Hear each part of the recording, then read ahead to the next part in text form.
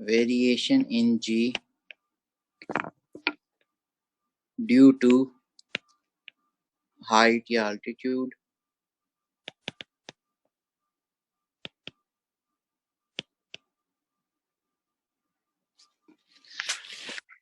suppose हमारे पास if this is an isolated planet,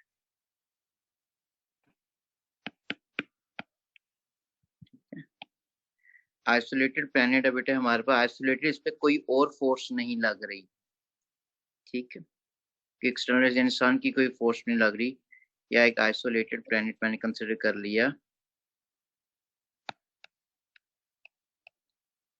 Let its mass is capital M and its radius is represented with capital R. Now let an object is placed at this position with the mass M. The height of this object is negligible in comparison to radius as we did earlier. So इसका मतलब है वहां पे हम लोग जो separation ले रहे हैं from the centre of this capital M mass and the center of this small m mass, वो हम कैपिटल R के बराबर ही लेंगे। What if अगर इसको मूव करके यहाँ पे ले जाता हूँ, R फर्दर मैंने मूव कर दिया है, अब इसके इन बिटवीन जो डिस्टेंस हो गया, let this increase to 2R हो गया बेटे, ठीक है, मैथ तो वही है। या अगर फिर मैं इसको यहाँ पे ले लेता हूँ, लेट के डिस्टेंस फर्दर इंक्रीज होके 3R हो चुका है, ठीक है, now this distance is 3R। Overall variation क्या आएगी, अब हमने इस चीज को देखना है कि हमारे पास जो जब when we move away from the surface of earth, G के ऊपर वैल्यू इंक्रीज करती है डिक्रीज करती है, उस चीज को हमने फोकस करना है कि क्या चेंज आएगी उसके ऊपर when you move away from the surface of earth, ठीक है। एक्चुअली ये चीज है जो हमने पढ़नी है।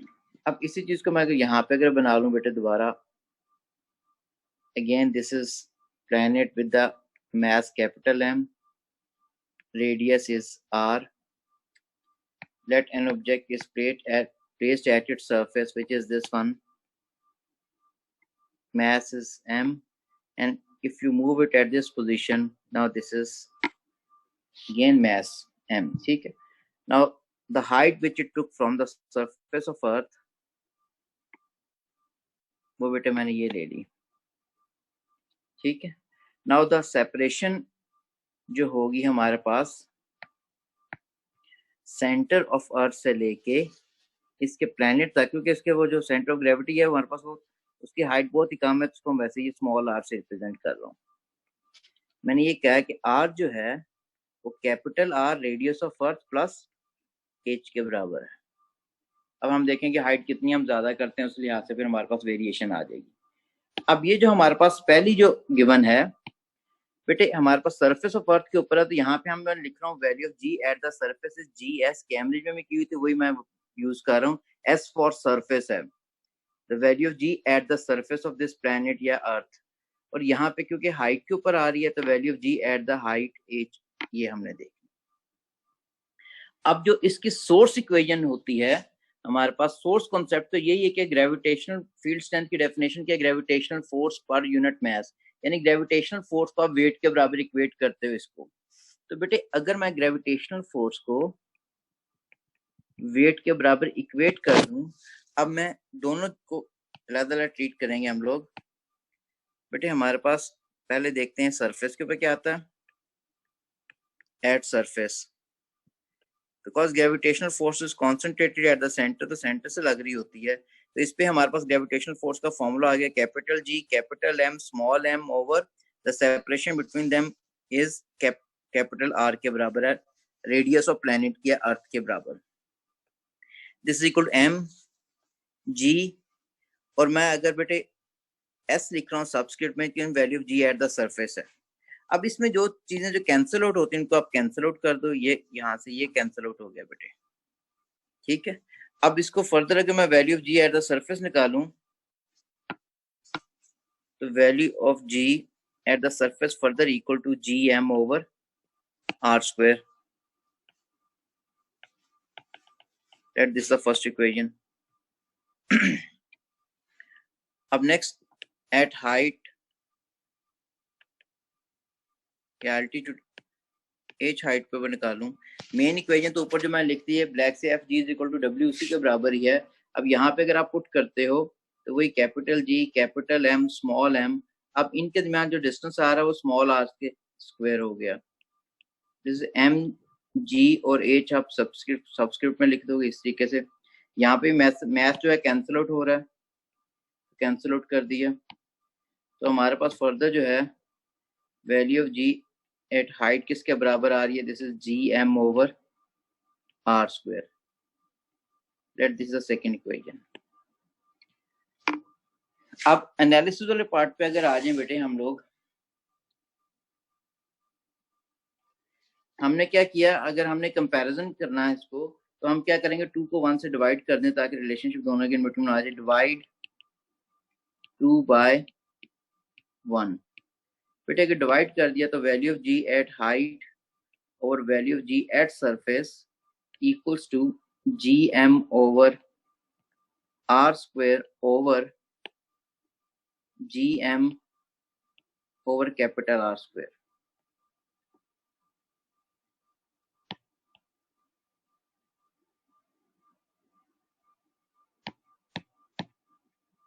जी M over capital R square. इसको आप फर्दर अगर आप सॉल्व कर देते हो, अब इसमें ये जो है हमारे पास जी एम कॉमन है, दोनों तरफ ये कैंसिल आउट हो जाएगा, तो अब हमारे पास एक्सप्रेशन फर्दर जो रह जाएगी, this is value of g sir आप एट द दोनों इक्वेशन हाइट, डिवाइड क्यों कर रहे हैं? Value of ji at the surface, तो फर्दर किसके बराबर हो जाएगा बेटा, R square over small are square. ठीक है, क्यों कर रहे हैं बेटा, आगे आ जाती है रीजन। आपने आप पूछा ना बेटा सर डिवाइड क्यों कर रहे हैं, डिवाइड बेटा इसलिए कर रहे हैं ताकि हमें पता वैल्यू जी सरफेस पे तो हमें पता है एट रेडियस आर, हम स्मॉल आर पे क्या चेंज आनी तो उसके रिस्पेक्टिव हमने आंसर देना है, इसलिए बेटे हमने डिवाइड किया। अभी आ भी जाती है वो चीज, मैं लिख करता हूँ। ये value of ji at height इसके बराबर होगा value of ji at surface times R square over small are square. अब जिसमें हमारे पास value of ji at surface है, this is constant which is 9.81 earth की सरफेस पे जो हम लेते हैं। कैपिटल आर क्या रेडियस ऑफ अर्थ है, दिस इज आल्सो कांस्टेंट। तो न्यूमरेटर क्या हो रहा है, कांस्टेंट बन रहा है। न्यूमरेटर कांस्टेंट बन रहा है तो इसका मतलब है मैं जी एच को मैं लिख सकता हूँ न्यूमरेटर बिकम्स कांस्टेंट और डिनोमिनेटर में किसके बराबर हो गया, आर का स्क्वायर हो गया। तो जी हाइट किस पे डिपेंडेंट हो गया, डायरेक्टली 1 ओवर आर स्क्वायर। इसका मतलब है हम जितना हम हाइट पे जाएंगे वैल्यू ऑफ जी ये होगी डिक्रीज करेगी by following the inverse square relationship. ठीक है, therefore value of g decreases by following the inverse square relationship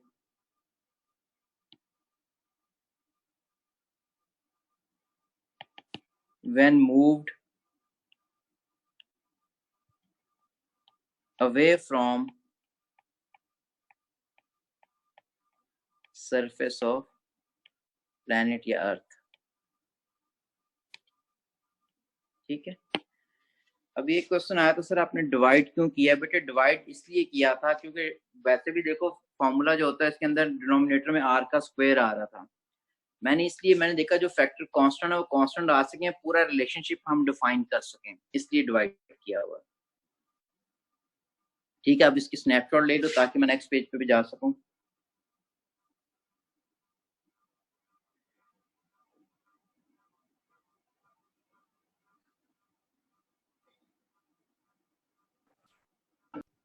sir जी बेटे। सर अब आपने यहाँ पे 2 को 1 से डिवाइड किया, सर 1 को 2 से कर सकते? कर दो यार, एक ही चीज आनी है, आपने जी small ji value ji at height को आपने सब्जेक्ट बनाना है, जिस दोनों से कर लो, जिस तरह मर्जी कर लो बेटे। ठीक हो गया सर। अच्छा अब नेक्स्ट में आऊँ बेटे, अभी हमारे पास रिलेशनशिप जो है, मैंने अब जो फर्दर आगे रिलेशनशिप बना ये वाला लिखना है, ये वाला भी। ठीक है, तो इसको अगर मैं लिखूं यहाँ पे, हमने ये पढ़ा अभी, value of ji at height जो है, this is equal to value of ji at the surface times R square which is the radius of planet over small are square. अच्छा, अब पास पेपर के अगर देखो बेटा, क्वेश्चन जिसका मैंने अभी किया था, मैंने कहा था ये प्लैनेट कंसिडर कर लिया, इसका रेडियस कैपिटल आर है, यहाँ पे है हमारे पास, फिर क्या यहाँ पे चले गए हैं, यहाँ पे आ गए हैं, फिर क्या चेंज आएगी। ठीक है, अब बेटे यहाँ पे हमारे पास आर पे है, यहाँ पे डिस्टेंस कितना हो गया, इट इंक्रीजेस टू 2r। ठीक है, यहाँ पे डिस्टेंस इंक्रीज करके कितना हो गया 3r, यानी इससे फर्दर कितना वो आर डिस्टेंस ज्यादा ले गया था, यहाँ से कितना डिस्टेंस ज्यादा ले गया था, वो 2r डिस्टेंस ज्यादा हो गया था फर्दर। ठीक है, ये है। अब हमने हर जगह पे देखनी है कि जी के ऊपर कितना वेरिएशन आती है। यहाँ पे सरफेस पे तो है, वो तो वैल्यू ऑफ जी हम लेते हैं सर, जी एस है, और at every position mass of this object is वो स्मॉल m ही है। ठीक, अब इसका मतलब ये हो गया, अगर मैं बेटे टेबल एक बना लूं, ये अप्रोच बेहतर करने के लिए मैं ये कर रहा हूँ, डायरेक्ट नहीं तो कर लेते हो बेटे। हमारे पास ये मैंने स्मॉल आर की वैल्यू लिखी है, और वैल्यू लिखूंगा यहाँ पे जी की क्या आती है। ठीक है, अगर आर पे है फिर क्या आ रहा है, 2r के ऊपर है फिर क्या आ रही है वैल्यू। ठीक है, 3r पे है फिर क्या वैल्यू आ रही है, उसमें मिले चले 4r पे कर लेते हैं। अब बेटे हमारे पास अगर मैं स्मॉल आर की वैल्यू यहाँ पुट कर, ये हमारे पास इसके अंदर इस एक्सप्रेशन के अंदर आपने चीजें पुट करनी है। अब इसके अंदर हमारे पास value of ji at height चाहे ले लो बेटे, ये हाइट लेना है, ये वैसे अगर ये मैं ये लिख लूँ, अब आर डिस्टेंस पे हो तो हमारे पास स्मॉल आर की जगह देखो जी एस है, सच हो गया बेटे, ये आर का स्क्वायर है, डिनोमिनेटर में स्मॉल आर किसके बराबर, ये भी आर का स्क्वायर हो जाएगा, कैंसिल हो गया, किसके बराबर आ गया जी एस, इसका मतलब ये तो value of ji at the surface आ जाएगी ये वाली। ठीक हो गया। अब नेक्स्ट में अगर मैं आऊँ बेटे, ये value ji at the surface के बराबर आ गई, अगर 2r आऊँ तो यहाँ पे मुझे क्या लिखना पड़ेगा, 2r का होल स्क्वायर हो जाएगा डिनोमिनेटर में, 2r का होल स्क्वायर होगा तो नीचे क्या आ जाएगा 4, किसके बराबर का 0.25 gs हो गया, तो this is 0.25 then value of g at the surface. ठीक है, उसके बाद हमारे पास क्या हो गया, हमारे पास 3 आ रहा है बेटे, इसकी जगह मैं 3 पुट करूं तो क्या होगा 9 हो जाएगा डिनोमिनेटर में, 1/9 क्या होता है 0.11, 0.11 gs आ गया। उसके बाद हमारे पास क्या है 4 मैंने कंसिडर किया हुआ है, यहाँ 4 लिखूं तो यहाँ इस जगह पे अगर मैं 4 लिखता हूँ डिनोमिनेटर के अंदर बेटे, यहाँ 4r का स्क्वायर हो जाएगा, इट बिल्कुल 1/16, 1/16 शायद 0.0625 होता है, 63 लिख ली, तो दिस इज 0.063 gs आ गया। अब इस चीज का अगर ग्राफ बनाएं हम लोग,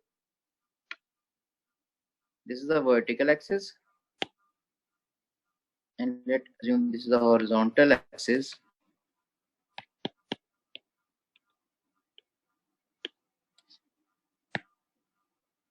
इसमें कंसिडर करें ये प्लैनेट था, ये इसका सेंट्रल पॉइंट था बेटे, दिस द वर्टिकल एक्सिस, ये हॉरिजॉन्टल हो गया, ये मैं स्मॉल आर लिख रहा हूँ मीटर्स के अंदर जिस तरह बेटे, I took this is the centre हो गया हमारे पास, इसका मतलब ये है कि ये भी हमारे पास सेंटर है, ये सेंटर आ रहा है ऑफ प्लैनेट कह लें या सेंटर ऑफ अर्थ हो गया। Let its radius is represented with this R, तो इसका मतलब है हमारे पास दिस इज आर, जो ऊपर भी लेबल किया हुआ है। ठीक है, this is 2r, let this is 3r and this be 4r। ठीक है, and this the value of g at altitude या हाइट हमने जो देखनी है।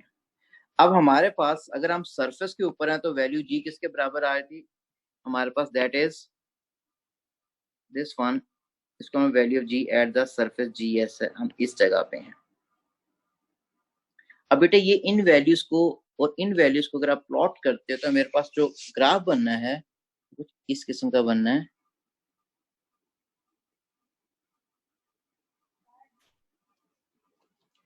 ठीक है, ये इनवर्स स्क्वायर ग्राफ है, इनवर्स स्क्वायर, ये एक्सपोनेंशियल ग्राफ नहीं है, ठीक है। ये inverse graph, inverse square graph है, तीनों ग्राफ में फर्क होता है बेटे। यानी इसकी इक्वेशन जो बनती है, G is directly proportional to 1/r square, in other word G is inversely proportional to r square. अब मैं एक ग्राफ बनाऊं बेटे यहाँ पे समझाने के लिए कि अगर मेरे पास एक वर्टिकल एक्सिस मैं कंसीडर किया, ये वर्टिकल एक्सिस है and this is the horizontal axis, physical quantity along vertical axis A and along horizontal is B। अब 2-3 अगर ग्राफ बनाऊं बेटे, वाई एक्सिस चाहे टच कर दें चाहे नहीं भी टच करो तो हमारे पास वो भी ठीक है। एक ग्राफ होता है ये वाला, ठीक है, ये हम पहले या क्या कहना चाहिए, बॉयल्स लॉ का जो ग्राफ है, ऑल्दो बॉयल्स लॉ का वर्टिकल एक्सिस भी टच नहीं कर रहा होता, अगर प्रेशर हो चाहे वॉल्यूम हो, तो प्रेशर और volume of any object can never be zero. बेटे ये इनवर्स ग्राफ है, इसकी इक्वेशन बनती है A is inversely proportional to B. अब एक ग्राफ है हमारे पास, जो मैं ये बनाता हूँ ये वाला, और बेहतर बना दें,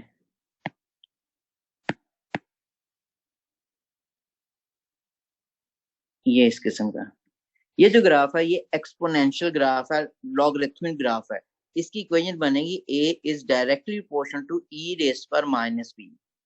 अब मैंने ये जो ग्राफ बनाया हुआ G is directly proportional to 1/r square, उनमें से ये दोनों ग्राफ में से नहीं है। अब इनवर्स स्क्वायर ग्राफ क्या बनता है, इनवर्स स्क्वायर ग्राफ बनता है, मैं ग्रीन से बनाऊंगा बेटे। इनवर्स स्क्वायर में शुरू में बहुत स्टीपनेस ज्यादा होती है, ग्रेडियंट की चेंज बहुत ज्यादा होता है, ये ग्राफ बन रहा है, फिर बाद में क्या होगा, बहुत कम होगा। और ये टच नहीं कर रहा हॉरिजॉन्टल एक्सिस से, ठीक है, हॉरिजॉन्टल एक्सिस से बेटे टच नहीं करना चाहिए इसको।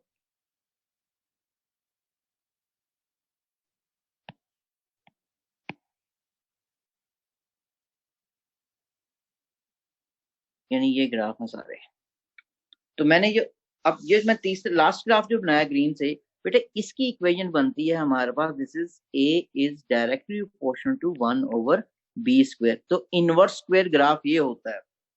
अब मैं इतना टेबल मैंने क्यों लिया, क्योंकि कैमरे में क्वेश्चन जब आया हुआ है बेटा, वो ग्रिड के ऊपर आया हुआ है, पेपर 4 के अंदर ग्रिड के ऊपर ही वैल्यूज लिखनी थी। Although this is 2 or 3 mark question है, लेकिन एक्चुअली ये है। तो इसका मतलब ये हो गया कि अगर हम अर्थ की सरफेस से, अगर r डिस्टेंस पे अर्थ के सेंटर पे, तो value of ji at the surface जो 9.81 होती है वही होगी। अगर हम 2r पे चले जाते हैं तो हमारे पास वैल्यू फिर क्या होगी, हमारे पास 0.25 रह जाएगी 9.81 का। अगर हम 3r पे चले जाते हैं 0.11 रह जाएगी 9.81 का। तो इसका मतलब ये हो जाएगा कि g की वैल्यू डिक्रीज करती जाएगी by following the inverse square relationship when you are moving away from the surface of earth, ठीक है, या other from the centre of earth. तो g की वैल्यू डिक्रीज करती जाएगी जितनी हम हाइट पे जाएंगे by following the inverse square relationship. जी बेटे, इसमें कोई कंफ्यूजन है तो पूछ रहे, पहला डिपेंडेंस मेरी पूरी हो गई सर। जी सर अब जो जी की जो वैल्यू होती है तो सरफेस वाली हम लोग कंसीडर करते हैं जो उसके सेंटर में होती है। सेंटर में 0 होती बेटे, सरफेस पे 9.81 जो ले रहे होते हैं ना जी सर, वो उसमें हम अज्यूम कर रहे होते हैं कि अर्थ बिल्कुल यूनिफॉर्म स्फीयर और 9.81 उसकी सरफेस पे होती है। अब तो सरफेस से अगर आप सरफेस हाइट पे जाओगे तो जी की वैल्यू डिक्रीज करती जाएगी। सर वो डिक्रीज क्यों करती है, इंक्रीज क्यों नहीं होती जब सेंटर में 0 होती? मैं सरफेस से ऊपर गया हूँ, सेंटर में अभी नहीं गया, सेंटर वाले पे आता हूँ। सेंटर वाले कहते हैं सेंटर में अर्थ में 0 होती बेटे, कहते हैं अप्रूव करते हैं, सिलेबस में नहीं है। और सर ये तीनों ग्राफ्स एक्सिस पे टच नहीं करते? नहीं बेटे, एक्सपोनेंशियल ना एक्सपोनेंशियल करता है। एक्सपोनेंशियल ये जो मैंने ब्लू से बनाया हुआ ना, ये हाफ लाइफ का ग्राफ जो पड़ा वो है, ठीक है। और जो मैंने रेड से बनाया ये समझो ये बॉल्स लॉ का ग्राफ है, जो वो इनवर्स ग्राफ होता है ना, यानी ए और बी का प्रोडक्ट कांस्टेंट आएगा। और जो तीसरा ग्राफ बनाया हुआ मैंने ग्रीन से, वो हमारे पास क्या है, वो इनवर्स स्क्वायर ग्राफ है। ठीक हो गया। अभी कोई बच्चा क्वेश्चन पूछ रहा था, प्रॉब्लम है सर, आपने कहा सेंटर ऑफ अर्थ पे, जी सर। हाँ बोलो बेटे। सर आपने कहा सेंटर ऑफ अर्थ पे ग्रेविटी जो आपकी 0 ग्रेविटी लग रही होती है, लेकिन सर अगर हम लोग gm/r² वाले फॉर्मूला में r को 0 रखे तो सर आंसर इन्फिनिटी नहीं आता? ठीक है, अब कर लेते हैं क्वेश्चन। आ गया बेटे, मैंने रिकॉर्ड भी कर लिया, मैं वही आ जाता हूँ। ठीक है, अब पूछ लिया आपने तो मैं कर दूं, मैं करने लगा हूँ। सर एक बात सर अब जैसे जो एयर जी प्लेन होता है, जब वो उड़ के ऊपर जाता है तो सर उसकी मतलब ग्रेविटेशनल फोर्स उस पर कम हो जाती है। ग्रेविटेशनल फोर्स उस पर कम होती है क्योंकि हमारे पास जी की वैल्यू कम हुई थी, ठीक है डिस्टेंस ज्यादा हो गया ना बेटे। ग्रेविटेशनल फोर्स ठीक वैसे भी क्या G M over R square, R जी ज्यादा हो जाएगा from the centre of earth, तो डेफिनेटली ग्रेविटेशनल फोर्स भी कम हो जाएगी। ठीक है sir, thank you. Sir with in atmosphere हम जी कांस्टेंट अज्यूम करते हैं। कौन से आयोनोस्फीयर, ट्रोपोस्फीयर, स्ट्रेटोस्फीयर, किस लेयर तक? सर जो हमारे लैंड से ऊपर स्काई तक का रीजन है उसके अंदर हम इसे नहीं कांस्टेंट वहाँ लेंगे। स्काई तक रीजन नहीं, वहाँ तो वेरिएशन आती है बेटे। हम अर्थ की सरफेस पे 9.81 ले रहे होते हैं, जो आप ऊपर हाइट पे जाते जाओगे जी में वेरिएशन आती जाएगी, डिक्रीज करता जाएगा। ठीक है सर। ठीक, अब बेटा क्वेश्चन था कि हमारे पास सेंटर सर अंदर, अर्थ के अंदर क्या होता है, अगर कुएं में चले जाते हैं या कब्र में चले जाते हैं, जी के अंदर क्या वेरिएशन आनी है। अब हमारे पास सेकंड फैक्टर बेटा आ गया, सर वो कबर वाले को भी वेरिएशन। प्रूव कर दीजिएगा। ऊपर वाला कर तो दिया, और कौन से टेढ़ा करना है? अब नहीं सर, डेप्थ वाला करना है, कबर वेरिएशन वाला। In G. अच्छा sorry, variation in G due to depth into earth. अच्छा, अब बेटे हमारे पास अर्थ, इफ आई कंसिडर ये अर्थ है या कोई भी आइसोलेटेड प्लैनेट है, और बड़े ध्यान से बनानी पड़ेगी मुझे। ये कोई भी आइसोलेटेड प्लैनेट ले लिया बेटे, इसका सेंटर पॉइंट ये है और इसका मास m है। लेट की एक ऑब्जेक्ट पड़ी हुई है इसकी सरफेस के ऊपर, यहाँ पे है, इस ऑब्जेक्ट का मास स्मॉल m है, और क्योंकि सरफेस पे तो मैं value of g at the surface ये लिख लिया मैंने, gs लिखा मैंने। अब आप क्या करते हो कि सपोज एक वेल है, कुएं के अंदर चले गए हो, यहाँ तक आप आ गए। अब इसके अंदर हमारे पास वही मैथ जो मैंने वहां सपोज किया था, हम यहाँ पे ले लेते हैं बेटा, इस जगह पे हम कितना डीप किए हैं, हमारे पास वो डी से रिप्रेजेंट कर दो, डी फॉर डेप्थ है बेटे, ठीक है। और लेट के यहाँ पे जो वैल्यू जी है उसको मैं जी डी से रिप्रेजेंट कर रहा हूँ, value of ji at the depth. अब बेटे ग्रेविटेशनल फोर्स जो है वो कहाँ पे कॉन्सेंट्रेट कर रही होती है, वो सेंटर से लगती है। ग्रेविटेशनल फोर्स की स्टेटमेंट देखो, मैंने क्या पढ़ा था, हमने ये पढ़ा था, force of attraction between two point masses directly proportional product of their masses and inversely proportional square of separation between their centres. Centre से लेना हमने, यानी इस सरफेस पे अगर कोई मैस है, यहाँ इस पे ग्रेविटेशनल फोर्स जो लग रही है वो कौन से मैस की वजह से लग रही है, अर्थ के, वो जिसका मैस कैपिटल एम और जिसका रेडियस मैंने कौन सा लिया, कैपिटल आर है। लेकिन अगर आप डेप्थ पे चले गए हो, आप इस पे जो ग्रेविटेशनल फोर्स लगेगी वो अर्थ के किस मैस की वजह से लगनी है, वो वाला मैस जो मैं अभी रिप्रेजेंट कर रहा हूँ, ये वाला इतने से हिस्से का, जिसका रेडियस किसके बराबर आ रहा है, वो स्मॉल आर के बराबर आ रहा है। Gravitational force is concentrated at the centre, यानी सेंटर से लग रही होती है। अगर कोई मैस सरफेस पे पड़ा होगा, इस पे अर्थ की, इस पे जो ग्रेविटेशनल फोर्स लगनी है अर्थ के मैस कैपिटल एम की वजह से लगनी है, जिसका रेडियस कैपिटल आ रहा है। लेकिन अगर आप डेप्थ पे चले जाते हो, अब इस पे जो ग्रेविटेशनल फोर्स लगनी है अर्थ के सेंटर से, वो उस पार्ट का की वजह से लगनी है जिसका मैस मैं एम डैश से रिप्रेजेंट कर रहा हूँ, या एम डी लिख ले, डी लिखा नहीं जाना था, एम डैश ले लिया मैंने, जिसका रेडियस स्मॉल आर है। ठीक है, इतनी चीज तो क्लियर है। अच्छा, अब मेन इक्वेशन हमारे पास वही है, ग्रेविटेशनल फोर्स को हम वेट के बराबर इक्वेट करते हैं हर जगह, वही यूज करूंगा। दोनों को इकट्ठा ले लें, पहले लेते हैं एट सरफेस, और यहाँ पे एट डेप्थ। सही एम डैश बेटे कोर सर का भी मैथ है, हैं? सही एम डैश जो है ये कोर का मैथ है। हाँ, अब ये मैथ है बेटे, स्मॉल एम और अर्थ के सेंटर के दरमियान जितना डिस्टेंस रह गया था, उस पूरे में उस जगह उस सारे हिस्से का जो मैथ है वो एम डैश से रिप्रेजेंट किया। यानी अर्थ की कोर से, कोर का समझ लो, ठीक है ना, कर से मेंटल से कोर की तरफ जा रहे, कोर से हमारे पास जो डिस्टेंस बन रहा है वही है। अच्छा, अब इसके ऊपर मैं इक्वेशन लिखे बेटे हमारे पास, तो क्या हो जाएगा, जी कैपिटल एम मैथ की वजह से लिए थे ना, स्मॉल एम ओवर आर का स्क्वायर, ये किसके बराबर, m g value of ji at the surface S से। अब इसमें मैथ तो कैंसिल आउट हो गया ये ऑब्जेक्ट का, तो हमारे पास फर्दर एक्सप्रेशन रहेगी, दिस इज 10 मिनट रह गए, okay, value ji at the surface, this is G M over R का स्क्वायर। सरफेस पे अगर कोई ऑब्जेक्ट है तो उस पे अर्थ के कौन से मैस की वजह से ग्रेविटेशनल फोर्स लग रही है, जो कैपिटल एम से बेटे रिप्रेजेंट किया हुआ, ठीक है। अब डेप्थ पे आते हैं, इसके हमारे पास प्रिंसिपल इक्वेशन क्या बनेगी, जी कौन से मैस की वजह से लगेगी, एम डैश से, दूसरा क्या एम, उन दोनों के में सेपरेशन क्या आ रही है, स्मॉल आर का स्क्वायर, ये क्या होगी, m value of ji at the depth, ये इसमें भी हमारे पास क्या होगा, ये मैथ कैंसिल आउट हो गया, तो हमारे पास value of ji at depth किसके बराबर होगी, this is G M dash over R square.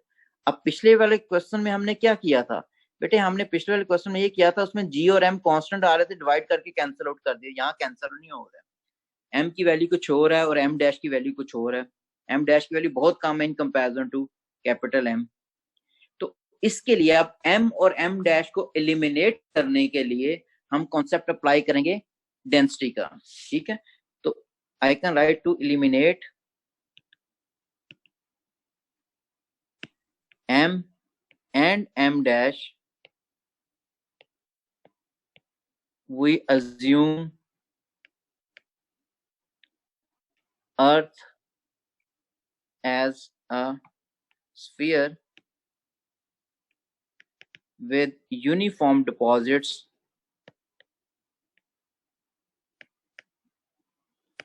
throughout it to keep its density constant, density constant, यानी डेंसिटी का कॉन्सेप्ट अप्लाई कर रहे हैं। अगर डेंसिटी का कॉन्सेप्ट अप्लाई कर रहे हैं तो बेटे मैं फिर यहाँ पे लिख सकता हूँ रो इक्वल्स टू एम और वी होता है, तो मैं एम को डायरेक्ट लिखूँ, एम क्या होगा, रो वी के बराबर हो गया, एम फर्दर किसके बराबर, रो मैंने लिखा assume earth as a small sphere, अगर स्फीयर है तो इसका वॉल्यूम कौन सा स्फीयर का अप्लाई कर सकता हूँ, स्फीयर का अगर वॉल्यूम अप्लाई करें तो किसके बराबर होगा, दिस इज 4/3 पाई, और ये हमारे पास क्या होगा, कैपिटल आर का क्यूब हो जाएगा ना, ठीक, और यहाँ पे एम डैश किसके बराबर हो जाएगा, ये भी रो वी डैश के बराबर लिख लिया मैंने, रो ऐसा हो गया क्योंकि हमने कहा कि डेंसिटी कांस्टेंट है, तो कीप इट्स डेंसिटी कांस्टेंट ये लिखा हुआ बेटे।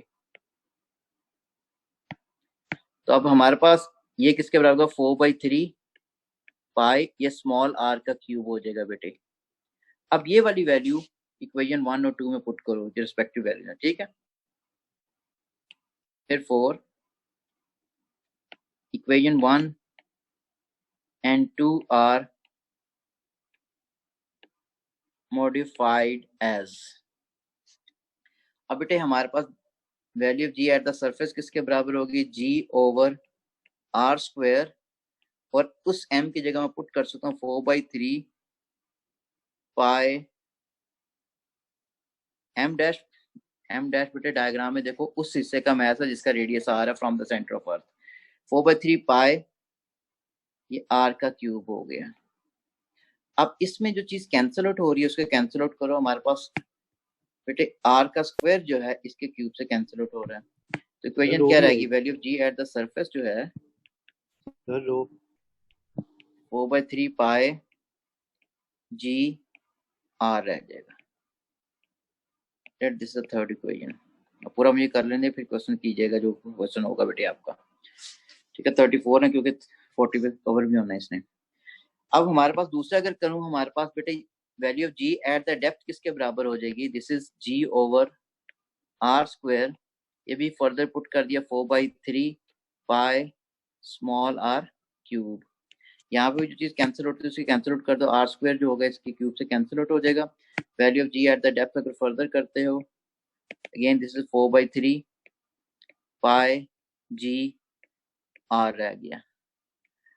अब दोनों इक्वेशन को थर्ड और फोर्थ को देखो बेटे, अब हमारे पास 4/3 पाई जी कांस्टेंट है, हमारे पास रिलेशनशिप क्या आ रहा है, रेडियस की फॉर्म में जो हमने पढ़ना था। अब इनको चाहे डिवाइड कर दो, डिवाइड 3/4 कर दो या 4/3 कर दो, दोनों से कोई फर्क नहीं पड़ना। Value of ji at depth over value of ji at surface, depth पे 4/3 पाई जी ये हो गया स्मॉल आर, ये भी क्या हो गया 4/3 पाई जी कैपिटल आर। अब यहाँ पे जो फैक्टर्स कैंसिल आउट हो रहे हैं ये कैंसिल आउट हो गया। अब फर्दर जो लिख सकते हो यहाँ से कि हमारे पास value of ji at depth equals to value of ji at surface, ये ऊपर ले गया हूँ मैं, रेडियस आर हो गया और ये क्या हो गया स्मॉल आर। इसका मतलब है हमारे पास value of ji at the surface क्या होता है बेटा, वो तो कांस्टेंट है, this factor is constant times R. तो value of ji at depth किस पे डिपेंडेंट होगी, डायरेक्टली रेडियस पे। रेडियस कहाँ से ले रहे हैं, अर्थ के सेंटर से, रेफरेंस पॉइंट के अर्थ का सेंटर। ठीक है, अब पहले इसकी आप पिक्चर ले लो, फिर मैं आगे आऊँ। इसकी पिक्चर लो, मैं समझाता हूँ बेटे अब इसको दोबारा।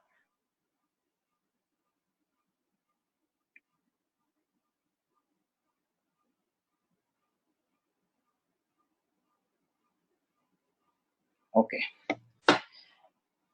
बेटे, अब हमने ये चीज पढ़ी थी कि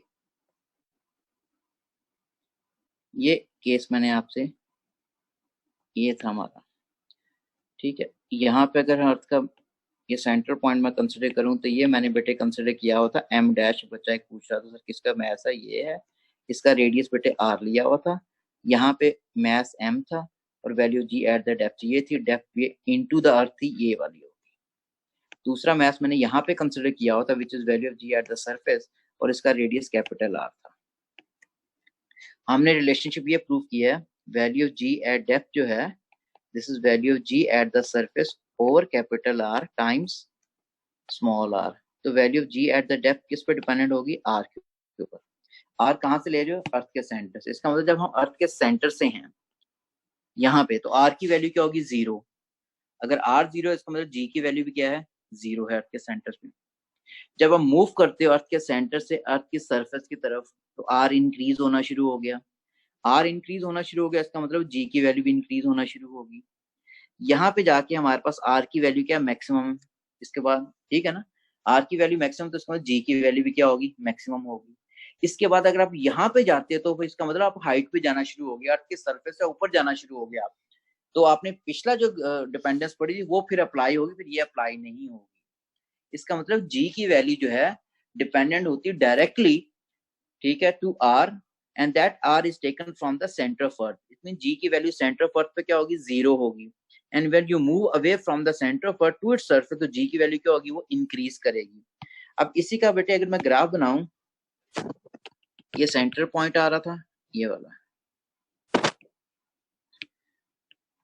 हमारे पास ये सरफेस पे होगी बेटे, ये जी एस लिख रहा हूँ, value of ji at the surface. ये जी वैसे मैंने न्यूटन पर केजी में लिख लिया।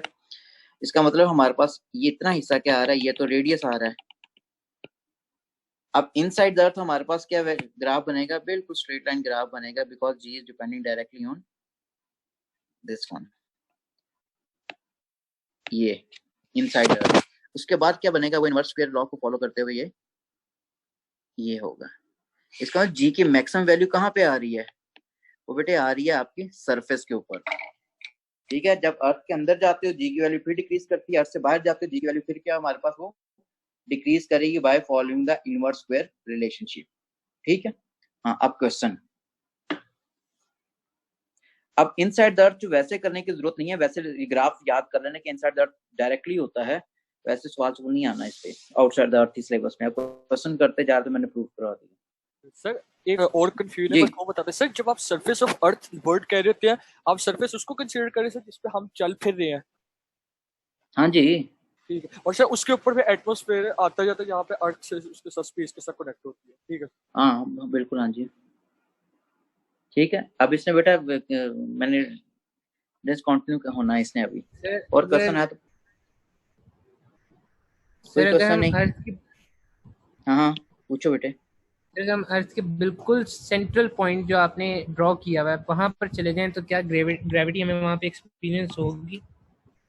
बेटे अगर होती तो वहां लावा तो ना होता, रैंडम मोशन तो ना होती ना, मोल्टन फॉर्मेट में पार्टिकल मूव कर रहे हैं। अगर जी की वैल्यू वहां पे होती तो इस तरह हमारे पास स्ट्रेट लाइन पाथ में इस तरह मोशन वहां पे रैंडम ना होती, वहां टोटल लावा इसीलिए है हमारे पास। तो बेटा हम जो दो चीजें पढ़ चुके हैं, एक तो ये हमने ये पढ़ ली कि वैल्यू ऑफ जी जो है डिक्रीज करती है when we move from the surface of earth towards its centre and its value is zero at the centre of earth. It means centre पे जीरो है, and when we move from centre towards surface of earth value of G increases directly and it has maximum value at the surface of earth. And further, if we move away from the surface of earth by gaining height, the value of g also decreases by following the inverse square relationship. वो graph जो मैंने बनाया था बेटे वो that is important, ठीक है। जो मैंने अगर ये मैंने रेडियस कंसिडर किया था, ये मैंने सरफेस ले ली, जी एस के लिए रिप्रेजेंट कर रहा हूँ, ये बेटे आर मैंने कंसिडर कर लिया, ये मैंने कैपिटल आर लिखा हुआ है, ये कैपिटल आर है। बेटे हम इस रिजल्ट तक पहुंच गए थे कि हमारे पास जी की वैल्यू इनसाइड द अर्थ क्या होती है, वो ये रिलेशन बिल्कुल स्ट्रेट लाइन आएगी। उसके बाद क्या ये इस तरह ये, उसके बाद हमारे पास जो है इस तरह पाथ फॉलो करते ही इस तरह होती है, यानी G is depending directly 1/r² and G is directly proportional to R inside and outside earth. ये सूरत हाल है, या इन एनी प्लेनेट, मार्स की एग्जांपल ले लो, जुपिटर के ले लो, सारों पे यही चीज वैलिड है। अब बेटे ये दो चीजें पढ़ ली, अब आते हैं कि हमारे पास third example which is very very important, very important, क्योंकि 4 की दफा क्वेश्चन। जी बेटे सवाल आ गया। जी बेटे सर वो वाली बात आपने कंप्लीट नहीं की थी कि लावा वाली, कि वो लावा मैंने रैंडम बेटे कहा मोशन था, में। बच्चे ने पूछा था सेंटर ऑफ अर्थ पे जी की वैल्यू जीरो, मैं क्या हाँ जीरो होती है, जीरो होती है तो वहां पे कोई फोर्स एग्जिस्ट नहीं कर रही। अगर किसी चीज पे कोई फोर्स एग्जिस्ट नहीं करता तो पार्टिकल क्या रैंडमली मूव करते हैं, स्ट्रेट लाइन पाथ में मूव करते हैं ना। तो एक लिक्विड लावा का पार्टिकल, लिक्विड पार्टिकल मूव करता जा रहा है स्ट्रेट लाइन पाथ में, दूसरा पार्टिकल भी स्ट्रेट लाइन पाथ में मूव करता जा रहा है, वो आपस में कोलाइड करते हैं तो उनका पाथ चेंज होता है, ठीक है। उनका मोमेंटम तब चेंज होता है कि कोलाइड करते हैं तब फोर्स एक्सर्ट करती है लगती है, लेकिन अर्थ की ग्रेविटेशनल पुल की वजह से उन पे कोई फोर्स नहीं लग रही है। ठीक हो गया? ओके ठीक। ओके अब बेटा तीसरा बड़ा इंपॉर्टेंट, इसका क्वेश्चन भी आया हुआ है ये सर अब बेटे एक मिनट मैं लिख लूँ अब। हाँ चलो पूछ लो बेटे। सर मैंने एक सवाल पूछना था। जी जी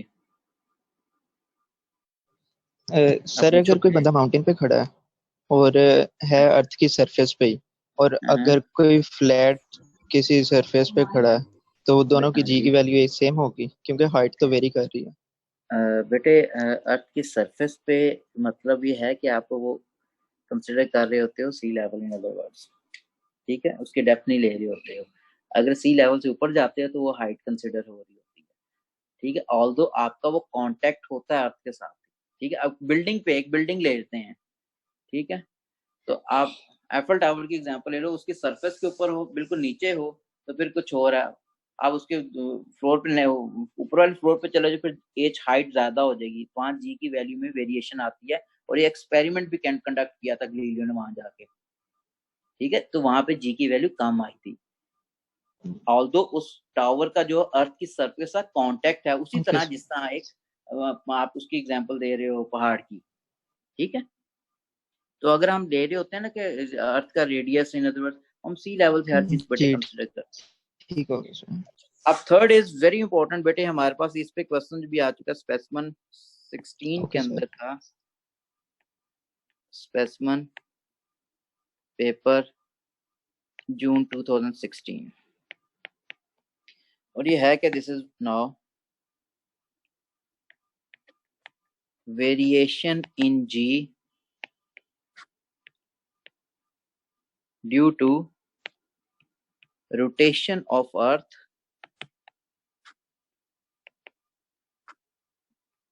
अबाउट इट्स एक्सिस। ये बेटा rotation of earth about its axis का मतलब ये spinning effect of earth about its axis actually, लेकिन क्योंकि रोटेशन का वर्ड वहां कैमरे में भी लिखा होता तो मैंने वही लिखा है। ठीक है, this actually spinning effect of earth about its axis. Example अगर कोट करूं तो बेटा ये हमारे पास अर्थ कंसीडर कर लिए बिल्कुल स्फेरिकल, अर्थ के एक्सिस इस तरह होता है।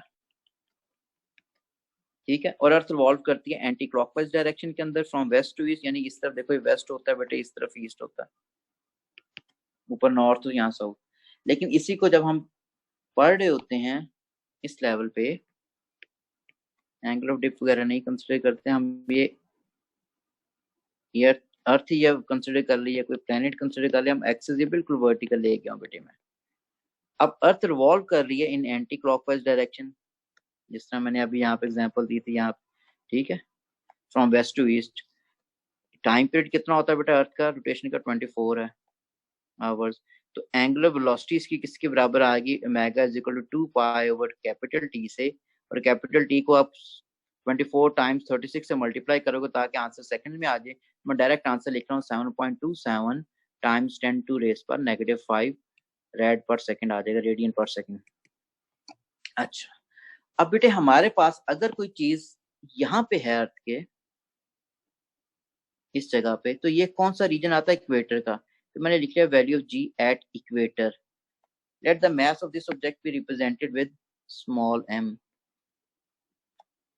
अब क्योंकि अर्थ स्पिन कर रही है अबाउट इट्स एक्सिस, तो इसका मतलब है यहाँ पे अगर कुछ ऑब्जेक्ट पड़ी हुई, ये भी तो अर्थ के साथ मूव करेगी ना। अगर अर्थ के साथ मूव करेगी तो इसका मतलब है हमारे पास इसका जो पाथ बनता है वो ये वाला बनता है। इसका रेडियस क्या, कैपिटल आर के बराबर मैंने ले लिया। अब सपोज अगर यही मैस मूव करके यहाँ पे चला गया है, पोल की तरफ जाना शुरू हो गया फ्रॉम इक्वेटर, तो इसका सेंट्रल एक्सिस से अगर रेडियस देखते हो तो बेटा क्या आ रहा है, ये आ रहा है। रेडियस क्या हो गया, थोड़ा कम हो गया। और यहाँ पे अगर हम आ गए हैं तो यहाँ पे रेडियस क्या हो चुका है, 0 हो चुका है। और ये पोल पे वाली रीजन है तो जी पी लिख लिया value of ji at the pole. ठीक है, मैस हमारे पास सारों का क्या है, वो स्मॉल m ही है, वो जो ऑब्जेक्ट पड़ी हुई है। अब बेटा फर्क क्या पड़ रहा है, देखो सेंट्रीपिटल फोर्स का फॉर्मूला क्या है, F C F is equal to M R omega square. अब माइंड में सर यही फॉर्मूला क्यों यूज कर रहे हैं बेटे, इसलिए यूज कर रहे हैं, M V square over R भी तो है हमारे पास, मैस भी हमारे पास है, ओमेगा की वैल्यू कांस्टेंट है। हम सिर्फ जो फैक्टर है रेडियस पे डिपेंडेंसी को देखना चाह रहे हैं, क्योंकि जो हमारे पास यहाँ पे भी वही ओमेगा है हमारे पास। अगर आप यहाँ पे हो इक्वेटर पे वही ओमेगा, यहाँ पे है वही ओमेगा बेटे, यहाँ पे वही ओमेगा, यहाँ पे मैस की object constant at all positions. तो एफ सी किस पे डिपेंडेंट है, रेडियस के ऊपर। इसका मतलब अगर आप यहाँ पे हो इक्वेटर पे तो आपके ऊपर मैक्सिमम सेंट्रीपिटल फोर्स लग रही है। लेकिन आप मूव कर इक्वेटर से अगर आप इस पे आ गए, पोल वाली साइड पे जाना शुरू हो गए, तो यहाँ पे अगर आप आए हो तो रेडियस क्या हो चुका है, कम हो चुका है। रेडियस कम होने से सेंट्रीपिटल फोर्स भी कम होना शुरू होगी। अगर आप पोल पे चले गए हो तो रेडियस क्या हो गया, 0 हो गया सेंट्रल एक्सिस से, डिस्टेंस से 0 हो रहा है सेंट्रल एक्सिस से। अगर रेडियस 0 हो गया इसका मतलब पोल पे कोई सेंट्रीपिटल फोर्स नहीं लग रही होती। ठीक है, इसको आप बेटे इस तरह भी ले सकते हो, एक वो झूला होता है मैरी गो राउंड, अगर उसकी डायग्राम ऐसे ठीक बन गई बेटे, ये हमारे पास वर्टिकल रॉड होता है जो कि उन्होंने ग्राउंड में फिक्स किया होता है, ये ग्राउंड में फिक्स कर दिया हमने। ये प्लैंक है which is made of would. मैंने बताया था वुड क्यों लेते हैं, क्योंकि कोएफिशिएंट ऑफ फ्रिक्शन की वैल्यू ज्यादा होती है। अब हमारे पास ये मेटल के इस तरह रॉड फिक्स किए होते हैं इसको होल्ड करने के लिए इस तरह। अब अगर एक बच्चा, और यहाँ पे स्पिनिंग इफेक्ट हो रहा होता है, सेंट्रल एक्सिस बेटे आपके सामने है, अगर एक बच्चा बेटे यहाँ पे बैठा हुआ है, ये हॉरिजॉन्टल सर्कल में मूव कर रहा है, तो हमारे पास frictional force centripetal force provide करती है, और जो सेंट्रीपिटल फोर्स प्रोवाइड कर रही है उसका रेडियस किसके बराबर आ रहा है, आर के बराबर है, जो आपने ऊपर formula M R omega square है। अगर यही बच्चा मूव करके बेटा इस जगह जाके बैठ गया है, ठीक है, अब इसकी ओमेगा वगैरह हर वैल्यू तो कांस्टेंट है, अब आर क्या हो गया, इसका कम हो चुका है। ठीक है, स्मॉल आर से मैंने रिप्रेजेंट कम हो चुका है, इसका मतलब इस पे सेंट्रीपिटल फोर्स कम लग रही है। 1 पोजीशन पे सबसे ज्यादा थी, 2 पे क्या होगी, कम होगी। अगर यहीं पे बच्चा यहाँ पे जाके खड़ा हो जाता है, इसकी आर की वैल्यू क्या होगी, 0 होगी। अगर 0 होगी तो इस पर सेंटीमीटर फोर्स भी क्या हो जाएगी, 0 हो जाएगी। ठीक है, इस पर कोई सेंटीमीटर फोर्स नहीं लग रही। ठीक हो गया। तो वही चीज हमारे पास है। इसका मतलब है हमारे पास अब हम इक्वेटर पे होते हैं तो मैक्सिमम सेंटीमीटर फोर्स लगती है, and when we move from equator towards pole तो हमारे पास सेंटीमीटर फोर्स की वैल्यू डिक्रीज करती जा रही होती है, और पोल पे जाके सेंटीमीटर फोर्स क्या होती है, 0 होती है। ठीक है। अब centimetre force is nothing, in other word centimetre force जो है is not a fundamental force, there is other force which provide centimetre force. अब यहाँ पे वेट किसी जगह भी 0 नहीं होगा, वेट तो हर जगह लग रहा है। यहाँ पे अगर मैं देखूं बेटा वेट इस डायरेक्शन में लग रहा है, यहाँ पे सेंटीमीटर फोर्स भी इस डायरेक्शन में लग रही है, वेट भी इसी डायरेक्शन में है। यहाँ पे देखें वेट सेंटर से लग रहा होता है, इसका मतलब यहाँ पे वेट लग रहा है, लेकिन सेंटीमीटर फोर्स की डायरेक्शन क्या बनती है, ये वाली बनती है बेटे, ये वाली FC। ऊपर सेंटीमीटर फोर्स 0 हो गया, लेकिन हमारे पास वेट तो अभी भी लग रहा है ना, वेट तो इनवर्ड है इसके ऊपर, ये वेट लग रहा है यहाँ पे। ठीक है। तो हमारे पास सेंटीमीटर फोर्स के लिए मैं क्या कह रहा हूँ, सेंट्रल एक्सिस जो मैंने बनाया वहां से डिस्टेंस ले रहा हूँ, लेकिन वेट के लिए मैं अर्थ के सेंटर से ले रहा हूँ। ठीक है। अब मैं अगर इनकी इक्वेशन लिखूं, एट इक्वेटर, अब इक्वेटर में हमारे पास सेंटीमीटर फोर्स भी लग रही है, वेट भी है। अब कौन सी फोर्स है जो वेट भी प्रोवाइड कर रही है, सेंटीमीटर फोर्स भी प्रोवाइड कर रही है, that is the gravitational pull of earth. तो बेटे इसमें मैं लिख सकता हूँ ग्रेविटेशनल फोर्स जो है वो बराबर होगी वेट के प्लस सेंटीमीटर फोर्स के। इससे पहले हम ग्रेविटेशनल फोर्स को टोटली वेट के बराबर लेते थे, क्यों, क्योंकि हम अर्थ का स्पिनिंग इफेक्ट उसमें कंसिडर ही नहीं करते थे, हम कहते थे अर्थ रेस्ट में है। ठीक है। अब इसमें अगर पुट करते हो जी कैपिटल एम, मास आ गया बेटे अर्थ का capital M, small M which is the mass of object over R square which is the radius of earth, this is M G, G के साथ ई लिख रहा हूँ, value of ji at equator, और its formula is M R omega square. अब mass देखो बेटे through out cancel out हो रहा है, ये स्मॉल एम दोनों से कॉमन लेके जाए, निकाल दो उसको। ठीक है। तो हमारे पास ये फर्दर किसके बराबर हो जाएगा, G M over R square, ठीक है, minus R omega square equals to value of ji at equator. अब एट पोल्स पे अगर देखें, अब हम पोल्स पे सेंटीमीटर फोर्स क्या हो चुकी है, 0 है, सेंटीमीटर फोर्स 0 है, लेकिन हमारे पास वेट तो 0 नहीं हुआ। तो यहाँ पे इसका मतलब यहाँ पे ग्रेविटेशनल फोर्स किसके बराबर है, टोटली वेट के बराबर है, क्योंकि इस हिस्से पे सेंटीमीटर फोर्स लग ही नहीं रही। तो ये क्या होगा, G M M over capital R square, radius earth का वही है, ये क्या हो गया M value ji at poles. तो यहाँ पे भी हमारे पास मैथ कैंसिल आउट हो रहा है, तो फर्दर अगर इसको हम बना लें, G M over R square equals to value of ji at pole, ये दूसरी इक्वेशन आ गई। अच्छा, अब अगर मैं बेटे 2 को 1 के अंदर पुट कर दूं, क्यों पुट कर रहा हूं, ताकि मेरे पास दोनों में रिलेशनशिप डिफाइन हो जाए। ठीक है। अब मैं लिख रहा हूं पुट 2 into 1। अब 2 में हमारे पास क्या चीज है, ये चीज G M over R square ये आ रही है बेटे, ये पर ये हमारे पास 1 में भी G M over R square. तो इट मीन्स मैं फिर लिख सकता हूं कि जी एम और आर स्क्वायर की मैंने क्या लिखा, value of ji at pole 1 के अंदर पुट किया ना, minus R omega square equals to G E. ये रिलेशनशिप अब क्या डिफाइन कर रहा है बेटे, ये मुझे ये बता रहा है जो भी वैल्यू होगी जी की एट पोल, उसमें से आर ओमेगा स्क्वायर माइनस हो रहा है। जो भी वैल्यू है जी की एट पोल, उसमें से आर ओमेगा स्क्वायर माइनस हो रहा है, तब मेरे पास वैल्यू आएगी जी की इक्वेटर के ऊपर। ठीक है। इसका मतलब इक्वेटर पे जी की वैल्यू क्या होगी, कम होगी as compare to pole due to spinning effect of earth about its axis. ठीक है। या इन अदर वर्ड्स, अगर आर ओमेगा स्क्वायर राइट पे ले लूं तो क्या बनेगा, जी ई के अंदर R omega square add up होगा, तो तब हमारे पास बराबर आएगी वैल्यू जी एट पोल। तो पोल पे जी की वैल्यू ज्यादा होगी in comparison to at equator due to rotational effect of earth या spinning effect of earth about its axis. ठीक है। अब बेटे इसमें क्वेश्चन सर एट इक्वेटर जो आपने जी सेंट्रीब्यूटल जी फोर्स को जो आपने एट इक्वेटर पे सेंट्रीब्यूटल फोर्स को एक्सपैंड किया है उसका एम कहाँ से कट क्रॉस आउट हुआ है? बेटे ये आप क्या बात कर रहे हैं? एट इक्वेटर शायद यहाँ पे ना एटिक्वेट ये बेटे इसमें से ना मैथ्स को कॉमन ले लें। अगर मैथ्स को कॉमन लें तो मेरे पास ये इक्वेशन बन जानी, ये खत्म हो जाएगा ना। बात क्लियर हुई है? जी जी होगी। नहीं हुई? समझ आ गई ठीक। अगर नहीं हुई तो मैं कर मैं ठीक होगी बेटे। मैंने मैथ्स को कॉमन ले लिया, यहाँ से खत्म हो गया ना, ये एम बाहर निकल गया, अब ये एम से कैंसिल हो गया। ठीक हो गया सर? जी बेटा और कोई क्वेश्चन? सर जो फर्स्ट वाली वेरिएशन है जिसमें हाइट वाली जो वेरिएशन है उसको हम जीएम ओवर आर स्क्वायर वाले फॉर्मूले से क्यों नहीं प्रूव करते? उससे भी तो सेम प्रूव होगा ना। अच्छा इसमें और आना नहीं ना वो पेज बेटे। G M over R square से प्रूफ किया था, उसको देखो। अगर पूरा प्रूफ ना मैंने उसी मतलब उसमें हम पुट ना करें, डायरेक्ट उसी से आ जाए G M over R square से, तो वो भी तो इनवर्स रिलेशन आता है स्क्वायर। तो वो आर ही आए ना, वो मैंने आर उसी के थ्रू किया था। आर की इनवर्स स्क्वायर रिलेशनशिप आ रहा है, डायरेक्ट उसमें पुट कर दो।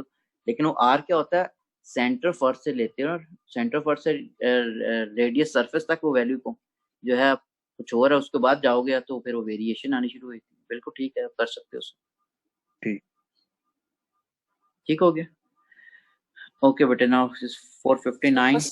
बाकी कल इंशाल्लाह देखेंगे। जी जी सर आपने इसमें इक्वेशन से प्रूव किया कि जो जी की वैल्यू इक्वेटर पे होगी वो ज्यादा होगी, कम होगी उसके निस्बत, पोल की निस्बत। जबकि सर अभी आपने बताया कि इक्वेटर के ऊपर सेंट्रीपिटल फोर्स ज्यादा लग रही है ना। हाँ जी। तो सर उधर फिर वैल्यू कम कैसे हो गई इक्वेटर के ऊपर जी की? सेंट्रीपिटल क्योंकि ये देखो ये वैल्यू बेटे दोनों में सेम है ना, ये वाली ये वैल्यू दोनों में सेम थी। इसी का कुछ पार्ट जो है वेट में यूज हो रहा है, बाकी पार्ट इसमें यूज हो रहा है। जब इसमें टोटली पार्ट किसमें यूज हो रहा है, वेट के अंदर, तो इसका मतलब है यहाँ पे ज्यादा होगी, यहाँ तो इसमें भी यूटिलाइज होती है यार सेंट्रीपिटल फोर्स प्रोवाइड करने में, इसलिए। ठीक है सर। ठीक है ओके बेटा, देन मीट यू टुमारो। ठीक है अभी मैं ग्रुप में भेज दूंगा थोड़ी देर बाद। ठीक है ये मैंने कल वाली लेक्चर भेज दिया था आपको आपके ग्रुप के अंदर। ठीक है ओके बेटा, देन अल्लाह हाफिज।